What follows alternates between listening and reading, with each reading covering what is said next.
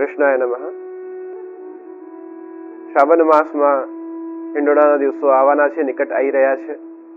અને આ પાવન શ્રાવણ માસમાં જેમ અલગ અલગ રીતે પ્રભુ વિશેષ હિંડોળા ઝૂલે છે, ક્યાંક યમુના પુલીના હિંડોળા થાય છે, ક્યાંક નિકુંજ વનમાં હિંડોળા થાય છે.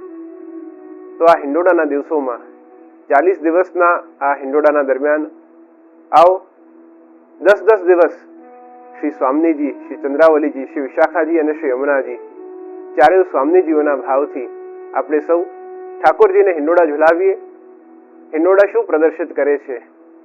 તો જેમ હિંડોળા એટલે કે એક ઝૂલો આગળ તરફ જાય, એક ઝોટો આગળ જાય તો પાછો પાછળ આવે છે. તો જીવનની ગતિ પણ એવી જ છે કે ક્યાંક આગળ જાય અને ક્યાંક પાછળ જાય. તો આ જીવન જ્યાં ઊંચ નીચ છે, જ્યાં આગળ પાછળ છે, અને એવા જીવનમાં આપણે પ્રભુ ભક્તિ આ કલિકાલમાં ટેકાવી ઘણી દુર્લભ છે. તો આ ભક્તિના માર્ગમાં હિંડોળાના દિવસોમાં પૂર્ણ ભાવ સાથે આ 40 દિવસના હિંડોળા આપણે ઠાકોરજીના ચરણોમાં